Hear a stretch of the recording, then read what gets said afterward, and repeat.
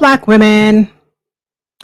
If you have been told that you are silly or dramatic or too much or get over it for still hurting over something that nobody else noticed, this video today is for you. Or if you just feel invisible. Today, I want to talk to you about invisible grief. That's what I'm calling it. Which in my mind is the kind of grief that shows up with zero pomp and zero circumstance. Okay. Zero celebration, no funeral, no casserole, no food chain, nobody sending you flowers, nobody sending you sympathy cards. This is the kind of grief that happens when a dream dies and it dies quietly and you don't even tell anybody. This is the kind of grief that happens when you needed something and it never came. Or you needed someone and they never came. Or you had someone and they never changed. This is the kind of grief when your innocence was stolen, lost, or mismanaged, right? The kind of grief where you never felt safe, but you still had to smile your way through it. The kind of grief that is invisible, unseen, unacknowledged by other people, and yet still very real. Nobody acknowledged it. And so today, we're going to. I'm going to. Okay? Because just because nobody saw it and nobody acknowledged it doesn't mean that your grief was not real, is not real. So, this entire video is a reminder to Black women that you do not need permission to grieve something that you never got. You've always had the right to name your pain and to honor your healing. So, let's talk about it and let's heal. Hello, everyone. Welcome back to Find Your Light Live. My name is Rashni. I am a content creator. I am a certified life coach, and I am a mom to a son with special needs. I'm also a Black woman healing, and I create humor-filled healing spaces so that other Black women can heal too. And beyond healing, create lives that we love and not just tolerate. Okay. If that's you, you are in the right place. Hit the subscribe button on YouTube. Hit the follow button on LinkedIn and Facebook. You guys, I barely got any sleep. So if it seems like I'm moving in slow motion, that could be why. Okay, let's do it. Hello, Blue Isis. Thank you for my pineapple.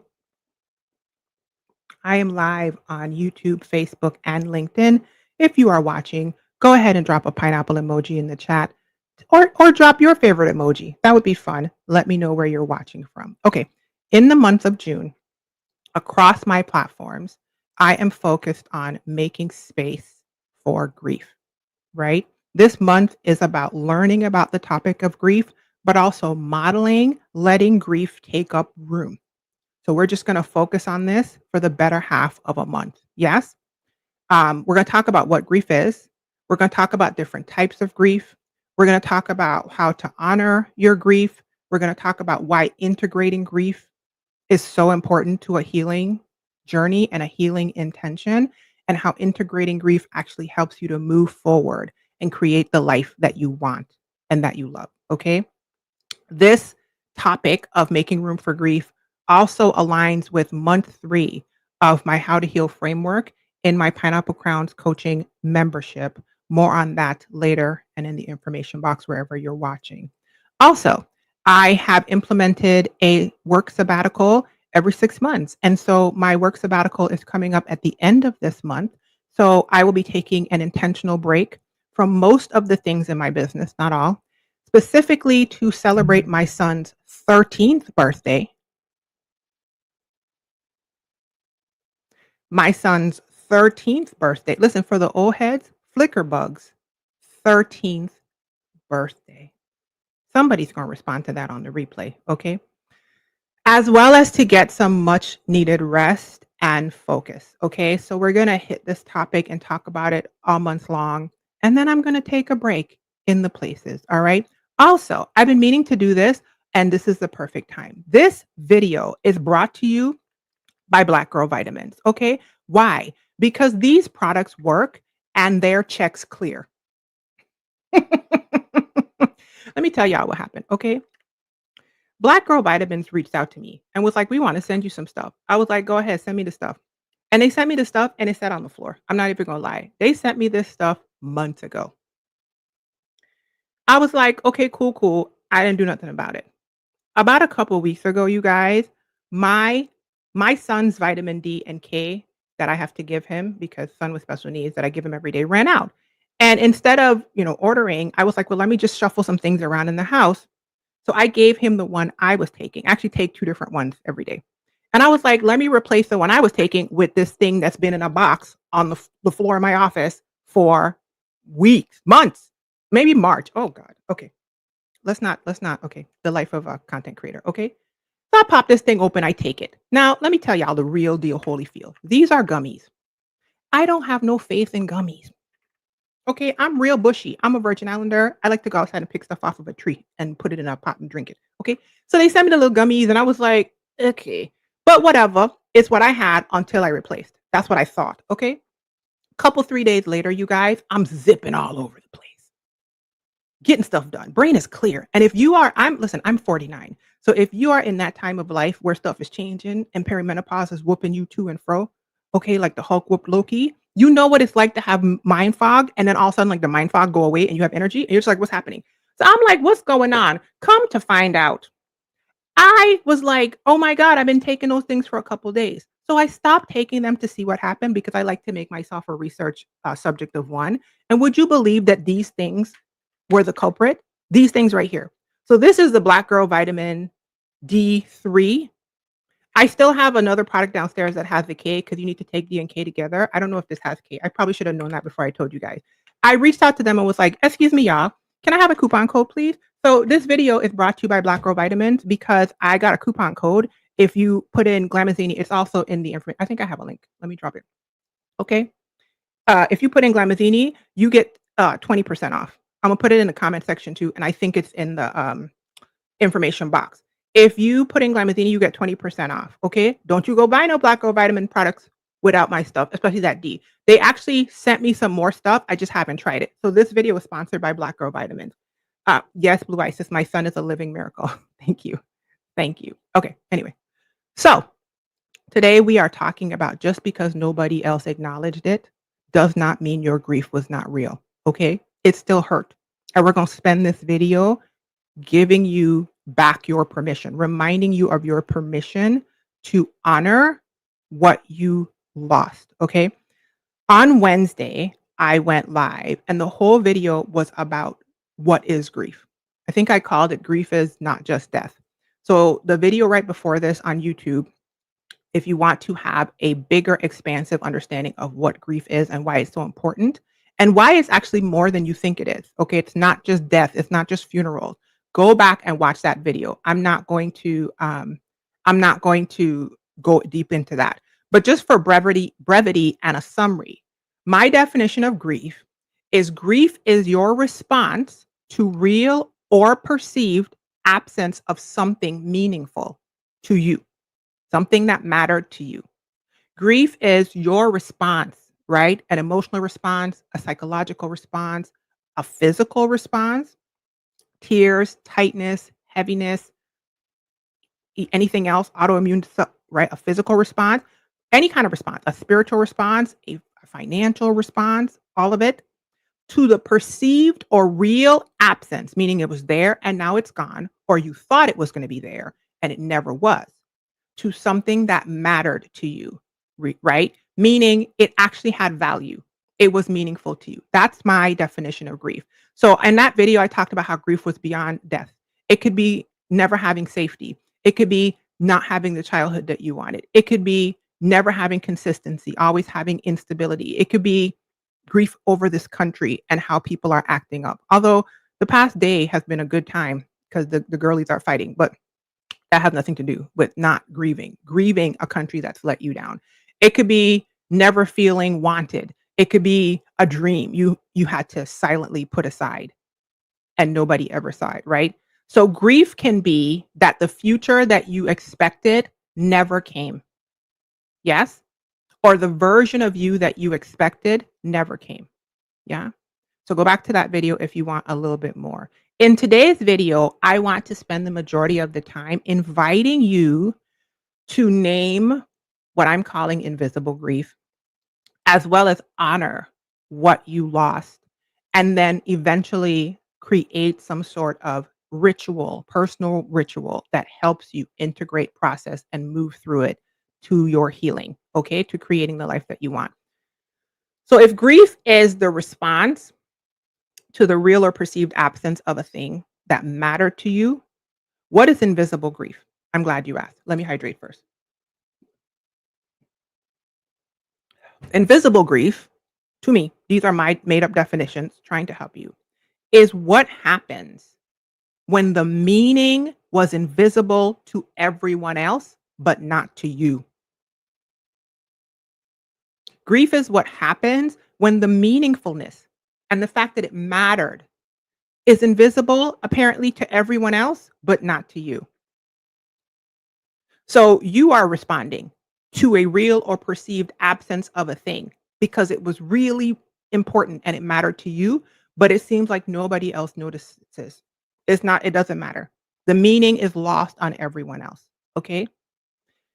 Examples of invisible grief can include large or small losses, honestly, large or small losses. For example, you're a caregiver, but you were never taken care of, and nobody notices that.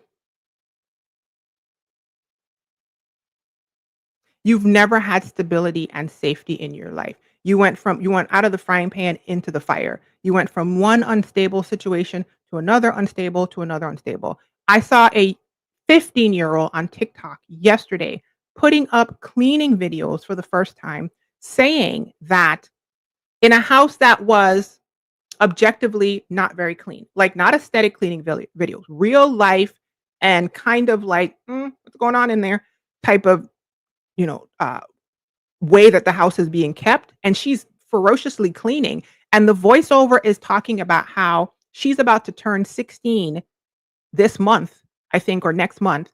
They're about to turn off their utilities, water and power, I believe. And her parents and or parent, I don't remember, is too busy being an alcoholic. So if she could monetize her TikTok doing cleaning videos, even though she's kind of embarrassed for people to see it, but she was like, but we have a lot to clean. Maybe I could make money to pay the bills. Oh my God. Talk about safety that she never had.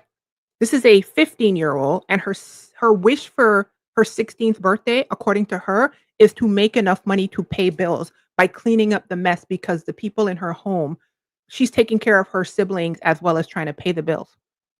That is safety that nobody is could be privy to unless she told us that was happening to her, right?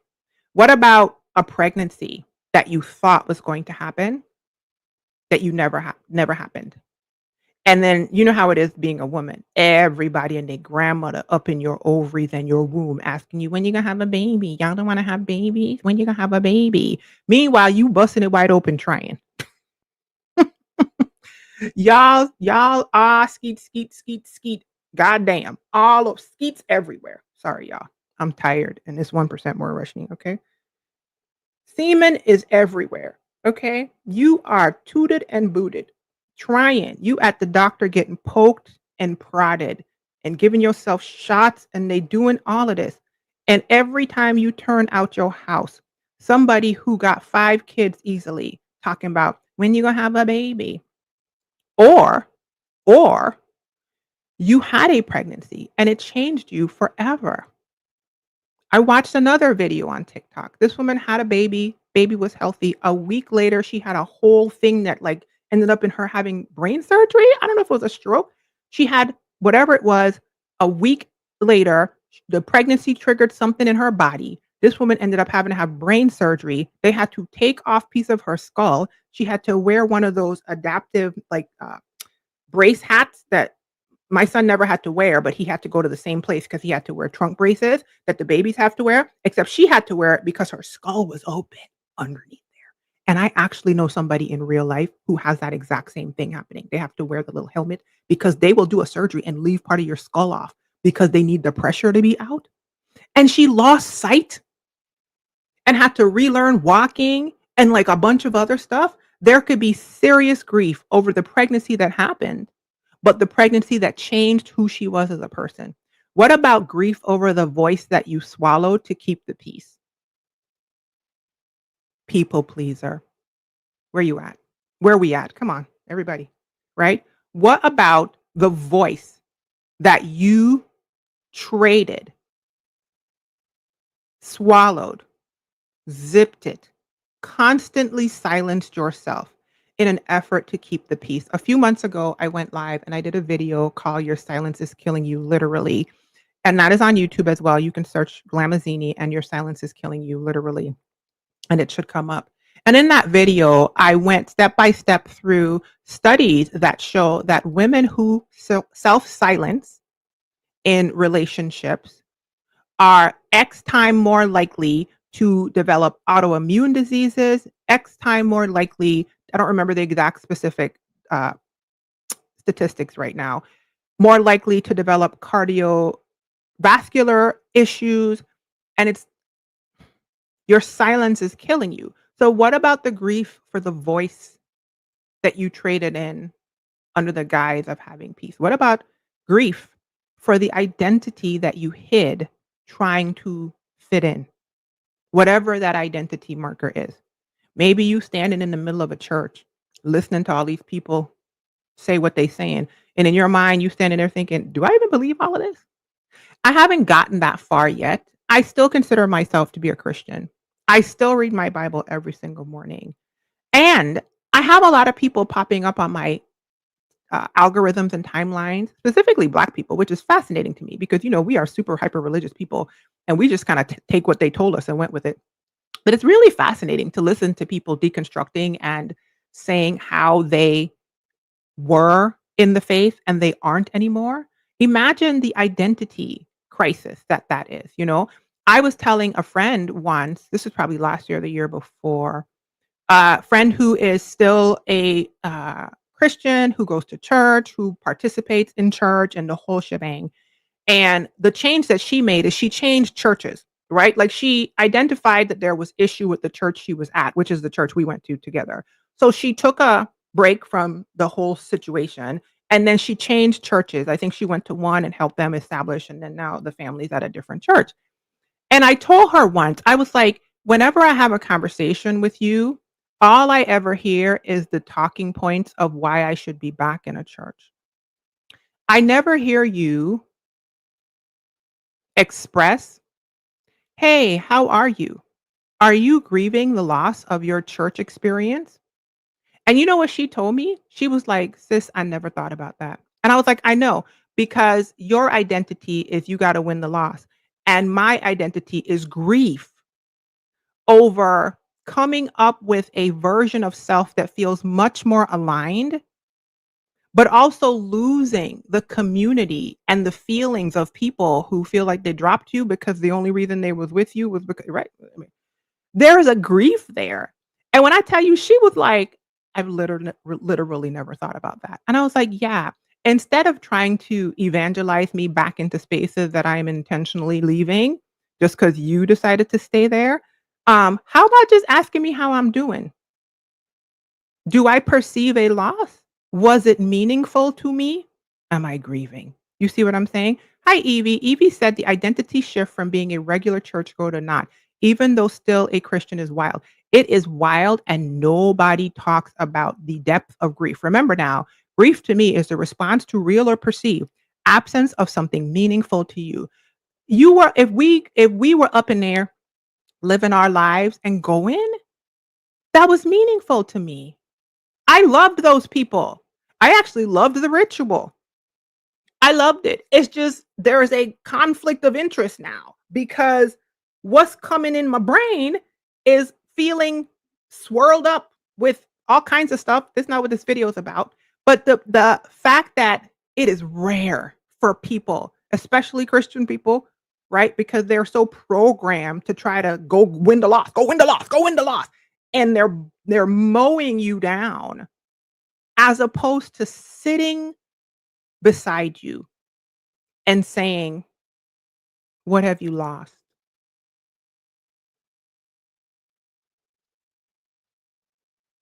So those are some examples of invisible grief. And I believe so many Black women, I said this on the previous video about what grief is. I believe so many of us are grieving in silence and not categorizing what we're experiencing as loss and grief, because we were never taught to call this pain by its actual name. So that's my hope for a video like this, right? To give things a name so that you know how to work, process it, integrate it, and then heal and create your life whole, healed, and beautiful with it, along with it. Okay. The impact, at least for me and for others that I've seen in coaching, of unacknowledged pain, loss, and grief can look like if you felt ignored, then you learn to ignore yourself. We are trained to be cut off from our valid emotional, psychological, physical, spiritual, all the O's responses to real or perceived losses. And we are taught it in so many contexts that we don't even realize it anymore. We are taught it in the context of westernized ways of following Christ, Christianity, the institution, okay? We are taught ways to cut off our pain in work environments. We are taught ways to cut off our pain and acknowledgement on our grief in family environments. Our grief is ignored. We watch our elders in westernized culture ignore their grief, and we're taught how to do it. So we learn how to take up the mantle and ignore ourselves, right? Another impact or consequence of ignoring your grief is we learn to minimize our story. Because if your story is minimized or not acknowledged and you're told it's too much, is right, shrink, all of that stuff, you start to change your story so that you become palatable in and trying to be loved and accepted. And although that is a valid and a valid and understandable coping mechanism and survival mechanism from a child, when you become a man or a woman, you can learn that you get to honor your thing, which was the whole point of this video. This whole video is a reminder. Let me tell y'all again, two Black women, I put it up here, that you don't need permission to grieve what you never got. You have always had the right to name your pain and to honor your healing. If you've never tried it, try it. You'll like it. Do it today. Do it today. Okay. Another consequence of invisible grief, loss and pain, unacknowledged grief, loss, and pain can be that you start gaslighting yourself. And I know gaslighting is an actual term in the field of psychology. And I don't specifically mean it that way in the sense that I am not a clinician. So I can't. But, unfortunately, clinicians hate that the term has been kind of like taken, but you know what I mean. Okay. In the loose way that we understand it, you start gaslighting your own memories and rewriting them to sound less dramatic. You start telling yourself it didn't happen. Or maybe it didn't happen that way. Or maybe I was overreacting. Or maybe I am doing the most. And I mean, everybody else seems like they just, you know, everybody else, let's go back to the church example. Everybody else either wasn't in church or they leave church, chuck the deuces, and start making deconstruction content on the internet. You don't want to make deconstruction content on the internet. You don't get joy from dragging the current church to and fro. You're somewhere in the middle. You're grieving, but you start telling yourself, well, maybe it wasn't that bad.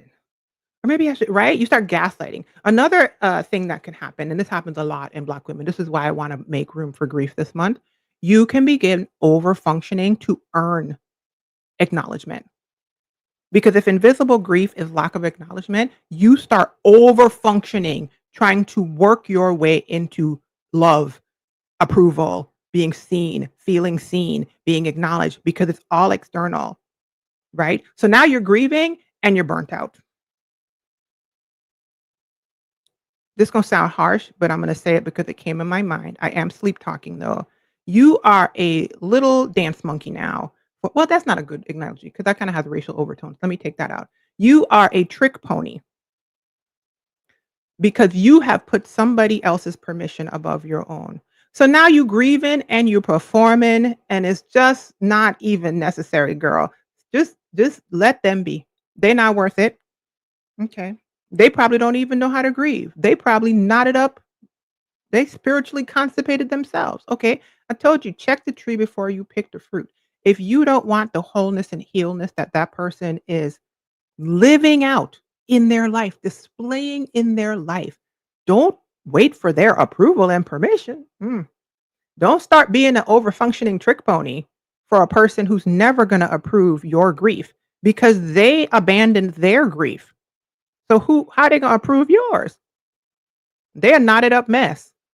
They're not gonna give you the acknowledgement you're looking for. That's a fallacy, right? You can become a caretaker trying to find a safe space by creating safe space for others, which is one of the stress responses, that tend response. Remember, like fight, flight, freeze, whatever, that tend response. And listen, I know it because I was it. Okay. You want to see a tend response? Right here. She right here. You looking for me? Okay. I love a good project. You broken? I'll fix you. Not anymore, but back in the day. Okay. Um, you can stop asking for help. This is a big one because it feels like nobody's coming anyway. So you need support, but you don't want to ask for support. You need community, but you don't want to ask for community. You need help managing your blown out nervous system response. That's my experience. And you don't want to ask for it. You just stop because your brain is like, what's the point? Ain't nobody coming to help me anyway. Like the unacknowledgement has rooted into your understanding of life at this point. You begin dismissing your own dreams before you even let them come out of your mouth. You pre-dismiss yourself because you don't want to have what you feel is a replication of the unacknowledged grief and loss. Like you don't think you can handle it. All right. You start treating your healing like a checklist and not a relationship that you are developing and maturing with self and with the divine, right? Which is the God within, right? You start checking things off. Everything I talk about this in my How to Heal framework in month 1 about understanding your nervous system. Everything is neck up. Everything is intellectualized. Everything is courses. And listen, I love a good course. I'm a coach. Everything is courses and books and audiobooks and listening and learning. And I will. And I'm going to figure it out. And I'm going to figure it out. None of it is neck down. None of it is embodying. You're not feeling the feeling. You're not weeping the tears. You're not integrating the expression. You're not metabolizing the situation where you take what you need from the situation and you get rid of the rest. You're not expressing it out into the world. It's not down. It's all up in your head. And you think that that means that it's happening. Your healing has become a checklist, right? And that is a direct consequence of unacknowledged grief, loss, your pain, right? You begin adding to shame yourself, right? You start shaming your own needs in your head. You start telling yourself you're too much. You start telling yourself you're selfish. You start telling yourself you're extra. You start telling yourself this unnecessary. Girl, get it together. What's the problem? Why aren't you over this? Why aren't you over this? You have become your own abuser at this point. That's harsh, but it's true. Stephanie Perry always says, we talk to ourselves with loving kindness. And I love that. I always say, talk nice to me. Okay? The world is going to whip me to and fro in this Black female body. Okay?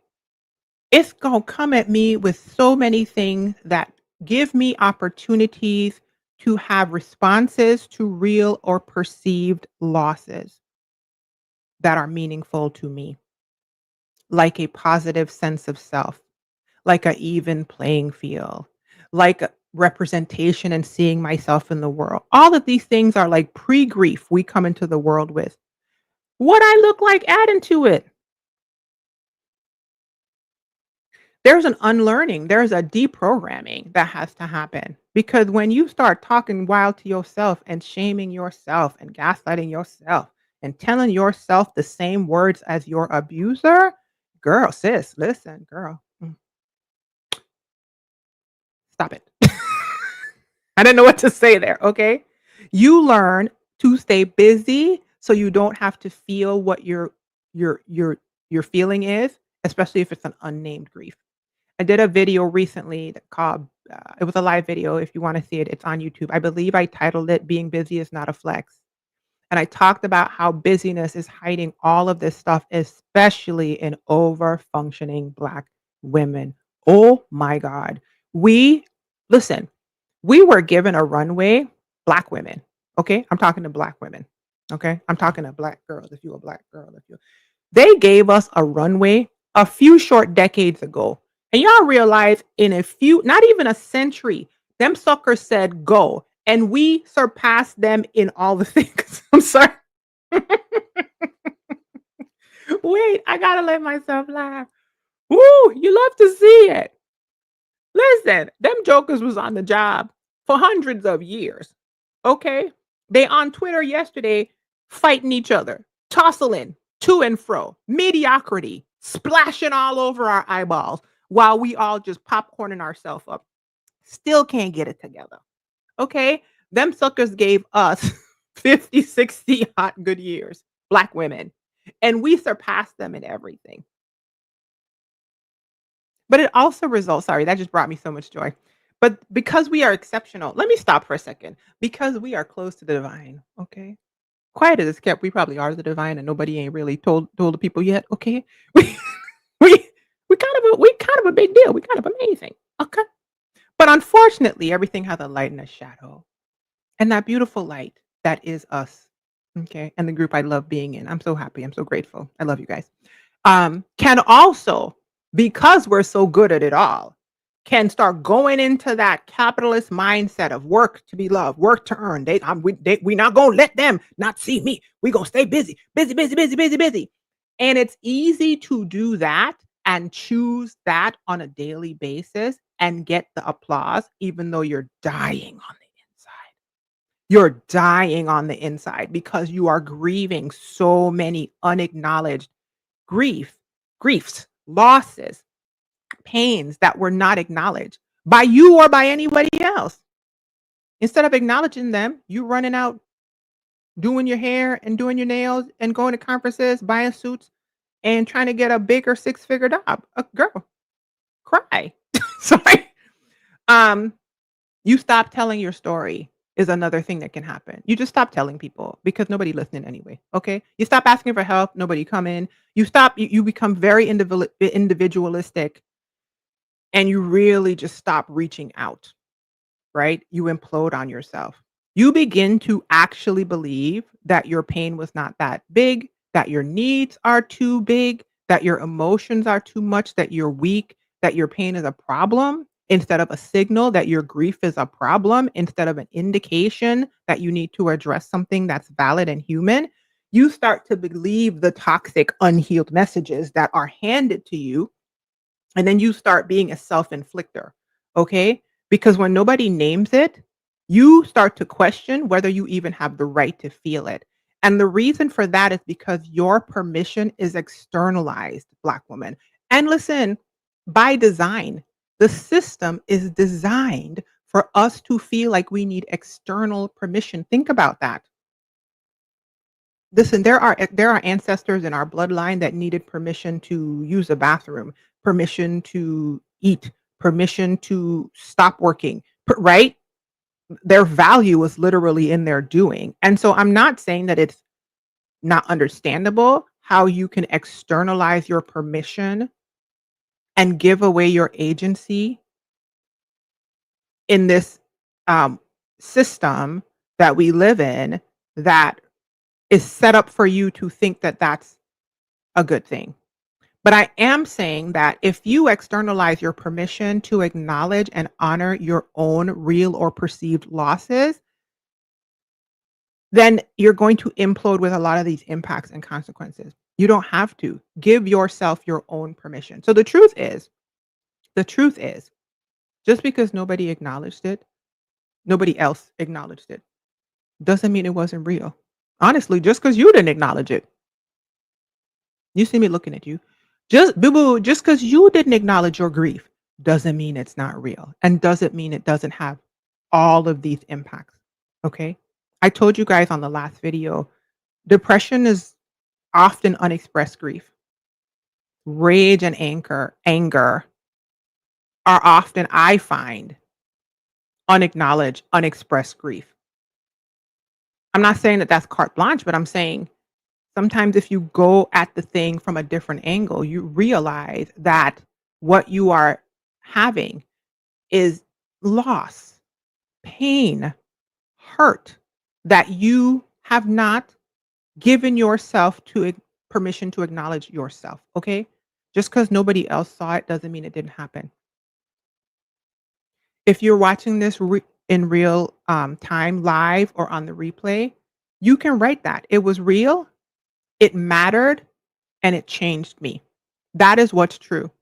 It's real, it mattered, and it changed me. I talked on the last video about what grief was and said somebody had left a comment on a previous video and said that grief was letting go of the thing. And I would have agreed with that back in the day. However, I believe that letting go is part of the process of grieving, but I don't think letting go is the entire process of grieving. I actually think that integrating, folding the experience into self, taking what you need from it and releasing the rest of it that you don't need is part of grieving. So it changed you, your pain and your hurt and your unacknowledged grief, your invisible grief. It was real. It actually happened. It actually mattered. It was meaningful to you and it changed who you are. It changed who you are becoming. It changed who you are creating moving forward, right? So I invite you guys to create what I call a small personal ritual of grief. Ritual is such a powerful thing that Western society just loves to take away from us. And I refuse. Okay. As a Virgin Islander, I have the gift of having a culture that got to keep a lot of itself. And so when I first moved up here to the States and the culture was real Caucasian, even amongst Black people, like Black Americans, I was like, "What's happening? How y'all get so y'all acting like the white people?" And if you know anything about the social construct of whiteness, the social construct of whiteness has you trade your it's a construct of erasure, right? You have to be willing to erase things to get the privileges that are promised to you. And one of the biggest things that the social construct of whiteness, right, asks you to erase is history. Clock it. Okay. Tell me I'm wrong. And so part of indigenous social histories is ritual. And it's important because ritual let me tell you what a ritual is. A ritual is a meaningful action that you do on purpose. Okay. It's usually something that you set up in a certain way, and it's usually something to help you process something, to help you reflect on something, to help you mark the importance of something, to help you honor something. That's it. It's just a meaningful action that you choose to do on purpose. That's it. That's it. Okay? It don't have to be nothing spiritual. It can be, but it doesn't have to be. It's just you do this thing with intention to honor, to mark that it had meaning, to reflect on whatever it is, to process whatever it is, right? I believe that creating personal small rituals around your grief are helpful. It has been helpful to me, and I believe it can be helpful for you because I believe that when you do rituals and you create your own personal ritual, one, it is a practice in realizing, remembering that you have agency and permission and you don't have to externalize the acknowledgement. Your grief is no longer invisible. It doesn't matter if you don't have to wait to heal. You don't have to wait to get permission and acknowledgement externally to process and move forward. You can give it to yourself. And two, it gives your grief a home. right? Rituals gives your grief some place to dwell. That's what I have found for myself, okay? Western approaches to grief are problematic. Western approaches to grief are unhealed. We are told to move on, even if it's even acknowledged. Okay, that's the first thing. If the grief is even acknowledged, if the loss is even acknowledged, if the pain is even acknowledged, you only get 3.5 business days, and then you got to get back to work. Okay, you got to stay positive, positive, positive. Get back to normal, quick, quick, quick. Right? Do it as quick as possible, and that is not healthy. Western culture pathologizes sadness, right? Which means it like starts sticking it into a medical context, a diagnosable context, and treats grief like it's a problem that has to be solved rather than just a natural process that humans go through when they are experiencing loss, right? And the thing about it is, being from the West Indies, but also being from also observing other cultures and knowing how other cultures work, indigenous cultures hold so much more space for grief and rituals in general because indigenous cultures understand that grief is sacred and that grief is a process and that rituals are important, right? So you will think about certain cultures that have prescribed mourning periods that are like super long, or the family members wear specific colors or specific articles of clothing. They do days like Day of the Dead and celebrations that actually focus on grieving a thing. People set up altars and visit spaces to have ritual, and um, they dress up and they bring things in remembrance of the thing. There's like Jewish people sit Shiva, and they create these structured times for acknowledging and honoring the loss of a person or a thing, right? People bring food and people dance, New Orleans, people will support you. And the grief has a home, right? And the connection to the thing that you have lost is not lost. You get to keep the connection, right? The death of the thing, the loss of the thing is viewed almost like a continuation of the thing and not a quick ending, right? So in the West, we're like prematurely told to cut it off. And I believe that that causes so many problems in us. But we can reclaim some of our individual and indigenous knowing and create rituals because grief does not have a timeline. I love the idea of it being a continuation of the thing. I'm wearing my dad's shirt today, specifically because I wear this shirt all the time and it just happens to be apropos. My father passed away 5 years ago. This t shirt is the t shirt that he was designing when he passed away. It's an unfinished design, but the design is done now because he passed away. It has a image of his instruments on it, and it says Tortola Fungi Music Suite. I only printed a limited amount of these shirts as test shirts when we first started. And then he got really sick. And I actually have a photograph of him wearing like a giant oversized version of this shirt, which I own now. I can't put it on yet because I haven't brought myself to this. I told you, my dad lives on. Okay. One of the reasons I forgot the day that he died this year was because for the first time in 5 years was because he's such an integral part of my life because I do things like this. I incorporate rituals where the ritual gives my grief a place to live. It's a continuation of the loss. He's not gone. He lives on. He lives on in my clothing choices and my bag choices and plants and how I show my son things from my dad, and right? He lives on. And so rituals help us process grief rather than suppress it. Westernized culture tells us to suppress our losses, get over it. Ritual gives you some place to process the grief. Ritual gives you some place to support yourself if the ritual only involves you, or to get community support if the ritual involves other people, right? so that the acknowledgement that you are looking for can come from self and can be a repeated space where you're not waiting for somebody else to give you something you could give yourself. Boo boo, give it to you. I am not waiting for the world to acknowledge the pain that I experienced for the loss of my dad not being here. What I look like with, I mean, not to sound horrible, but I mean, like, I could do that for myself, and I'm doing an exquisite job, okay? Because to the point that, like, I actually was shocked that I didn't remember the day he died until, like, 7 p.m. And then I had to sit back and be like, "Why is that?" And it's because I have so many personal rituals for the grief of losing my dad that he's still here in my mind. Not really. The man is not here physically. I know that, okay? I'm saying the human being that I experienced, the experience of him lives on, right? Instead of avoiding grief and cutting off grief and, like, silencing it, chopping it off in the westernized way, that causes suffering. That causes unmetabolized emotions.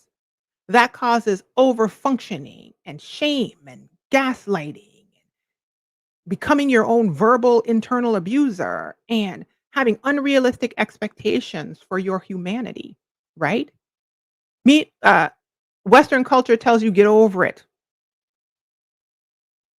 Ritual tells you let it continue, let it live. It changed you, it mattered.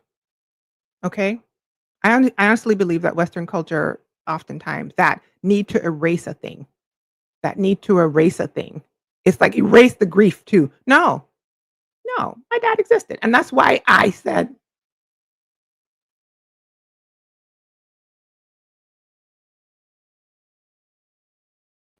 that's why I said on the last video, it's not about letting go. There's no way I could be on this planet for 40 plus years with that man and let it go.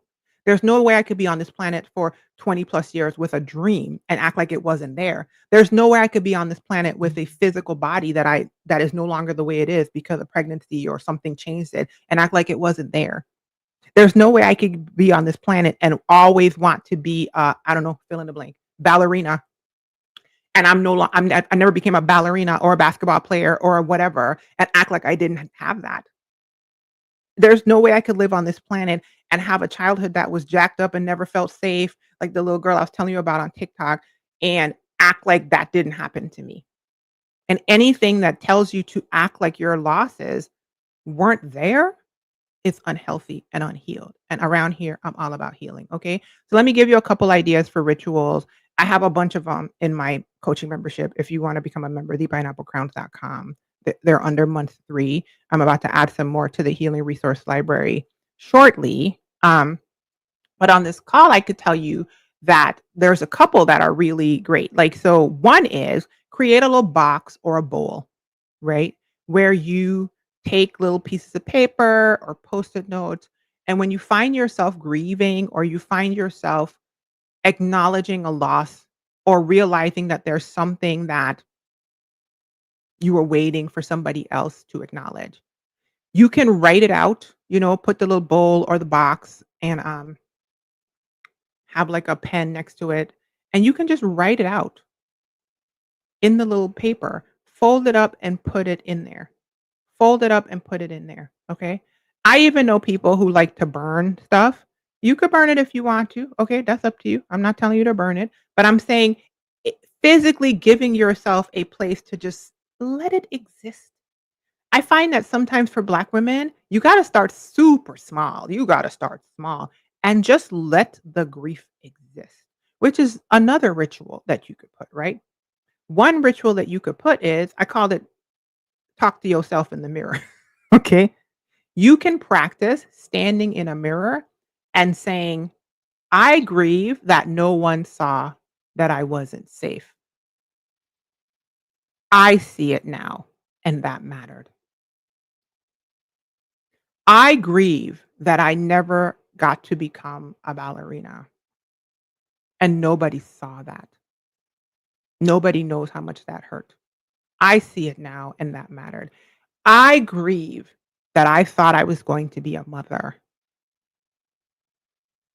Now the time has come and gone. Nobody seems to notice how devastating that is to me. But I notice it matters, right? I see that whatever. I thought this friendship was gonna last. I thought this was my rider, my ace. Boom, boom. Okay. Sucker crashed and burned. There's no place, nobody gives me any space to grieve, ritualize, and process and metabolize the loss of a friendship. But it mattered to me. I see it. I see it. Even if nobody else sees it, it mattered. Yeah. So those are two rituals that you can do. One was the bowl or the box, writing things down and putting them in the box. The other one is just simply starting the communication with self. When I teach people how to communicate, I always start with the first person you have to communicate with is yourself. That's not the first step, though. The first step is what are you trying to communicate? But and then you got to be able to say it to you before you can say it to other people, right? I think that's a lot of the problem we run into. So that's a powerful one because that's a practice of being able to communicate it to yourself and giving yourself consistent acknowledgement whenever you need it. You don't have to wait for somebody else to give it to you. You give it to yourself. Okay. I have so many more resources and information and coaching videos and all that in the How to Heal framework in the membership month 3. So if you want to work with me, become a member at deepineapplecrowns.com. Link is in the information box. Okay. Blue Isis said, acknowledging that out loud is a bit difficult for me. There's a lot of sadness that I'm not ready to deal with, honestly. And listen, everything is your pace, right? Look, everything is at your pace. Grief is a sacred topic. It is an important topic that we don't give enough space for, like I said, in Western culture. And it would make sense that, like I said on last Wednesday's video, if you have not let grief flow freely, then you could be, and listen, I say this with love, but it's the way I like to look at it. You could be emotionally constipated. It could be really daunting to acknowledge reality and say this, accept this is the thing. And the grief could be hidden because nobody else can see it and you can't name it. So you, not only are other people not acknowledging it, you aren't. And I told you the first steps in communication is what is it? The second step is can you even vocalize it to self, right? So what you're pointing out is that step you haven't moved from what is it on the inside to being able to say it. And here's the thing. That's understandable because saying things aloud means makes it feel really real. It's easier to not say it and stay in the stages of grief, right? I talk about this in the membership about the stages of grief, right? I'm not saying you're doing this, Blue Isis. I'm just saying for the sake of the video, right? The stages of grief are like shock, denial, right? It's a denial, right? You're grieving and you're like shocked and you are like denial and you're just like, Imma stay right here. I actually talk about that in the How to Heal framework about what to do when you're stuck in the specific stages of grief, like denial or bargaining or shock or whatever. I give specific things about small practices you can do to help you flow more organically through the stages. Evie says, I don't sing anymore for various reasons. And I realized yesterday after the third person asked me about it at my dad's funeral, my intention for it will be in grief of and tribute to my dad. Well, first of all, Evie, my condolences on your loss of your dad. I heard you say that he had passed on the previous video, but I didn't realize it was like recent, like right now. So my absolute condolences. What happens to a dream deferred, Evie? A few months ago, I was on a therapy call with a relatively new therapist. We've been meeting on and off for a year now. And because of my background, she looked at my background and she saw that I have a 6'1" tall, a 6 foot tall paintbrush. Do you see it on screen? I have a 6 foot tall paintbrush, Evie. And in the most neutral and innocuous way, she said, Prashni, Do you paint? Is that a paintbrush behind you? I bust out crying. The woman didn't say nothing to me except, Rushni, do you paint? And the reason I cried after I started snotting and sniffling and sniffling and snotting, and now she and I joke about the fact that happened, is the way that woman hit a deep grief, Evie. A deep grief. Do you hear me? I used to paint when I was growing up. I sold painting to senators in the Virgin Islands. And then I just stopped. So when I tell you I understand, uh, your girl understands buried grief, invisible grief, creative endeavors that were stopped for reasons. Like you said for various reasons. And I'm like, ambiguous reasons? I understand. Okay. I have my reasons why paintbrush ain't touched a canvas in years. And y'all see, there's a painting behind me. I didn't paint that. There's an easel. This pineapple, there's all of these art things. There's a pineapple canvas that I bought on a physical painting easel. I have a physical easel for a painter. Don't paint. I have a 6 foot one. I keep saying 6 foot one because that's how tall I am and I'm sleepy. I have a 6 foot paintbrush. My LLC is called This Is Art. So trust me, when I tell y'all, I'm not talking about something. I'm doing it. I'm living it out. Eve, y'all understand that. But let me tell you something I've learned. I love the idea of you singing as a tribute for your dad because it's the integration. You see what I'm saying? It starts to integrate. It gives your grief a place to live. It gives your grief a place to be acknowledged. What's the word? It gives you agency and ownership over your right to honor and process and integrate and move through the grief that the valid grief you're experiencing because it changed you. It happened. It's real. He mattered. Period. You see what I'm saying? Period. Okay. And when I tell you, I don't understand that because, like I said, you was 5 years on the physical plane without this man. My father had the audacity. Why would he do that? Why are they doing that? They probably up there talking about us right now, girl. And we talk about them. Why would you do that, sirs? Anyway, so if you're interested in working with me, you can come visit thepineapplecrowns.com. There are plenty of ways for you to work with me. One of the ones that is most pertinent for this particular thing is if you want to become a member at thepineapplecrowns.com. The How to Heal framework is my reimagined way of offering the membership. Every month, I have a focus now in the framework, and I've decided to bring that focus out here into the interwebs. I am putting everybody that starts the How to Heal framework starts at month 1. So if you start, you're not going to get to month 3 until month 3 because it's sequential. Although I do believe that at the end of the year, I might change that to like come as you are, self-serve, but not now. But in month 3, I'm talking about all about making room for grief. So month 1 was about creating your foundation of safety. Month 2 was about finding your voice. And now month 3 is about grief. If you are interested, come to work with me. I dropped a link in the comment section, thepineapplecrowns.com, as well as on the screen. And don't forget, what was I saying? Oh, brain fart because your girl did not get enough sleep. Okay. Be well, you guys. Woo, did you see that? Listen, my brain was like, don't forget. And I was like, what was I about to say? Perimenopause. Okay. I'm trying to tell y'all the word be right there.